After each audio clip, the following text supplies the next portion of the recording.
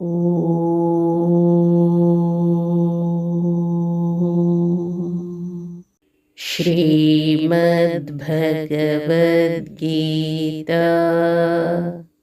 ಅಥ ಸಪ್ತಮೋಧ್ಯಾಯಃ. ಏಳನೆಯ ಅಧ್ಯಾಯ. ಜ್ಞಾನ ವಿಜ್ಞಾನ ಯೋಗಃ. ಜ್ಞಾನ ವಿಜ್ಞಾನ ಯೋಗ. ಅಧ್ಯಾಯ 7, ಶ್ಲೋಕ 6. ಶ್ರೀ ಭಗವಾನ್ ಉವಾಚ ಏತದ್ಯೋನೀನಿ ಭೂತಾನಿ ಸರ್ವಾಣೀತ್ಯುಪಧಾರಯ ಅಹಂ ಕೃತ್ಸ್ನಸ್ಯ ಜಗತಃ ಪ್ರಭವಃ ಪ್ರಳಯಸ್ತಥಾ. ಶ್ರೀಕೃಷ್ಣ ಹೇಳಿದರು, ಸರ್ವಭೂತಗಳೂ ನನ್ನ 2 ಪ್ರಕೃತಿಗಳಿಂದ ಉಂಟಾಗಿವೆಯೆಂದು ತಿಳಿದುಕೋ. ಆದುದರಿಂದ ನಾನು ಸಮಸ್ತ ಜಗತ್ತಿನ ಸೃಷ್ಟಿ ಲಯಗಳಿಗೆ ಕಾರಣನಾಗಿರುವೆನು. ಈ ನನ್ನ ಪರಾಪರ ಪ್ರಕೃತಿಗಳಿಂದಲೇ ಎಲ್ಲ ಜೀವರಾಶಿಗಳ ಉತ್ಪತ್ತಿಯಾಗುವುದು. ಸಮಸ್ತ ಜಗತ್ತಿನ ಸೃಷ್ಟಿ ಮತ್ತು ಪ್ರಳಯಗಳಿಗೆ ನಾನೇ ಕಾರಣ.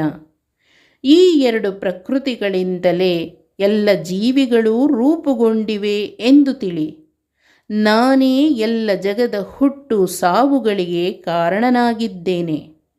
ಜಡ ಪ್ರಕೃತಿ ಮತ್ತು ಚಿತ್ ಪ್ರಕೃತಿ ಇವೇ ಇಡೀ ಜಗತ್ತಿನ ಎಲ್ಲ ಜೀವಜಾತಕ್ಕೆ ಮೂಲ ಕಾರಣ.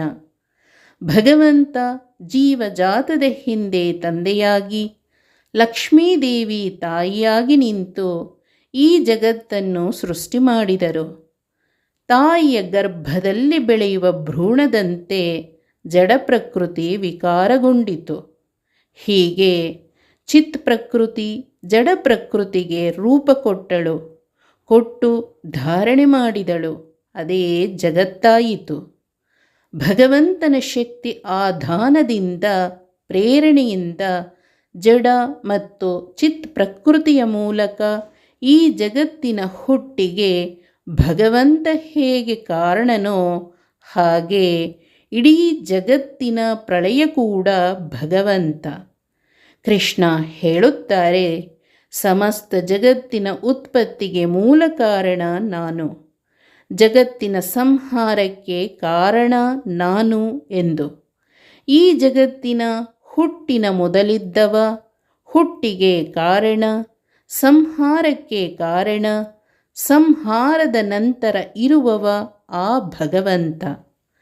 ನಮ್ಮಲ್ಲಿ ಕೆಲವರು ಕೇಳುವುದಿದೆ, ಜಡ ಪ್ರಕೃತಿಗೆ ನಿಯಾಮಕ ಶಕ್ತಿ ಚೇತನ ಪ್ರಕೃತಿ. ಚೇತನ ಪ್ರಕೃತಿಯನ್ನು ಪ್ರೇರಣೆ ಮಾಡಿ ಸೃಷ್ಟಿ ಸಂಹಾರದಲ್ಲಿ ತೊಡಗಿಸುವವ ಪುರುಷನಾಮಕ ಭಗವಂತ. ಹಾಗಾದರೆ ಈ ಭಗವಂತನನ್ನು ನಿಯಂತ್ರಿಸುವವರು ಯಾರು ಎಂದು. ಇದಕ್ಕೆ ಕೃಷ್ಣ ಮುಂದಿನ ಶ್ಲೋಕದಲ್ಲಿ ಉತ್ತರಿಸುತ್ತಾರೆ. ಹರೇ ಓಂ. ಶ್ರೀಕೃಷ್ಣಾರ್ಪಣಮಸ್ತು.